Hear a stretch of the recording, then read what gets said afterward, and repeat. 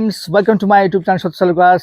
এখন পশ্চিমবঙ্গের সবচেয়ে জোরালো বিতর্ক হচ্ছে 2026 সাল ইলেকশনে পশ্চিমবঙ্গের মসনদে কে বসবে, বিজেপি নাকি তৃণমূল।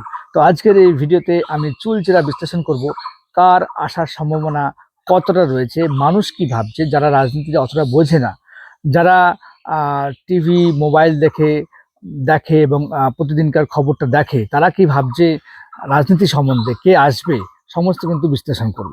দেখুন, যারা তৃণমূলকে পছন্দ করে না, তৃণমূলের দুর্নীতিতে বীতশ্রদ্ধ, তারা যেটা মনে করছে সেটা হচ্ছে যে এসআর হয়েছে, আপনারা জানেন যে স্পেশাল ইন্টেন্সিভ রিভিশন জ্ঞানেশ কুমারের নেতৃত্বে, সেই এসআর এর মধ্যে দিয়ে প্রায় পশ্চিমবঙ্গের 60 লাখ লোকের নাম অলরেডি বাদ চলে গিয়েছে এবং এখনো প্রায় 60 লাখ লোকের নাম অ্যাডজুডিকেশনে রয়েছে, সেখান থেকেও বাদ যাওয়ার সম্ভাবনা রয়েছে। প্রায় এস্টিমেট ধরতে গেলে 70 থেকে 80 লাখ লোকের নাম কিন্তু বাদ চলে যাবে।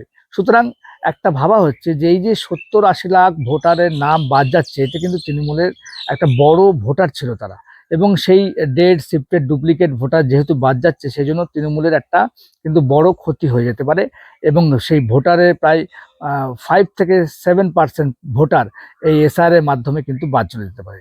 একটা ভাবনা তাদের। 2 নম্বর, তারা ভাবছে যে মমতা ব্যানার্জি প্রশাসন যেভাবে ইলেকশনটা করতো, যেভাবে ভোটটা করতো, সেটা এবার সম্ভব না। কারণ একদম মুখ্য সচিব থেকে স্বরাষ্ট্র সচিব থেকে আরম্ভ করে ডিএম এসপি থেকে আরম্ভ করে ডিআইজি থেকে আরম্ভ করে সবাইকে চেঞ্জ করে দেওয়া হয়েছে। তার ফলে একটা যে স্ট্রিম লাইন, ওখান থেকে যে ওপর থেকে যে নির্দেশ আসবে আস্তে আস্তে এবং নিচের দিকে ভোটটা করানোর জন্য, সেটাও কিন্তু তৃণমূল কোনো হেল্প পাবে না। এটাও একটা কিন্তু তৃণমূলের বিপক্ষে যাবে। এবং 3 নম্বর যে কারণটা মানুষ ভাবছে সেটা হচ্ছে সীমাহীন দুর্নীতি শিক্ষাক্ষেত্রে, চাকরি ক্ষেত্রে, আবাস বন্টনে বা লোকাল লেভেলে, সেখানেও কিন্তু মানুষ ভাবছে যে তৃণমূলকে মানুষ ভোট দেবে না, বিজেপি আসবে। অপরদিকে যারা তৃণমূল মাইন্ডেড বা তৃণমূলকে ভালোবাসে, তাদের যেটা ভাবনা সেটা হচ্ছে দিদি যে ধরনের প্রকল্প চালু করে রেখেছে রিসেন্টলি, তোমরা জানো যে যুবসাথী প্রকল্প, সেখানে 1500 টাকা করে 20 থেকে 21 থেকে 40 বছরের মধ্যে যারা পড়বে তারা পাবে। এছাড়া ভূমিহীন কৃষকরাও টাকা পাবে। এছাড়া লক্ষ্মীর ভাণ্ডার রয়েছে, যুবসাথী তো আরম্ভ করেছে নতুন স্কিম। এছাড়া স্কুল কলেজে যেভাবে দিদি টাকা দেয় বা যেভাবে অনুদান দেয় ছেলে মেয়েদের, প্রত্যেকটা ফ্যামিলির যদি 4-5টা মেম্বার থাকে, কোনো না কোনো স্কিমে তারা টাকা পায়। এই যে হাতে গরম টাকা পাচ্ছে, এর কিন্তু একটা বড় প্রভাব কিন্তু তারা তৃণমূল ভোটে পাবে।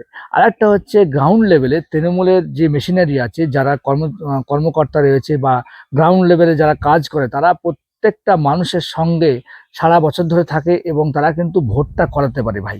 একদম পুরো ম্যান টু ম্যান তারা ভোটারকে চেনে এবং বাই নেমে চেনে, এবং তাদের কি প্রয়োজন কি না প্রয়োজন সেটা কিন্তু তারা একদম খুঁটিনাটি জানে। অর্থাৎ ভোটিং শুধুমাত্র ওই প্রশাসনের মাধ্যমে করালে হবে না, একদম ভোটটাকে করাতে হবে ভোটের দিনে। সেটা কিন্তু তৃণমূলের সবচেয়ে বেশি স্ট্রং পয়েন্ট, এবং এই পয়েন্টটা কিন্তু বিজেপির অনেক ল্যাকিং রয়েছে। অনেক মানুষ কিন্তু বিজেপি করতে, কারণ এক্সপোজ হতে চায় না। সেক্ষেত্রে কিন্তু তৃণমূলের কিন্তু একটা যারা একদম পুরো দরিদ্র মানুষ, নিরন্ন মানুষ, তাদের কিন্তু দিয়ে ভোটটা করিয়ে নেওয়া, এটা কিন্তু তৃণমূলের প্লাস পয়েন্ট, একটা বিশাল বড় প্লাস পয়েন্ট রয়েছে। এছাড়া ভাতাটা রয়েছে।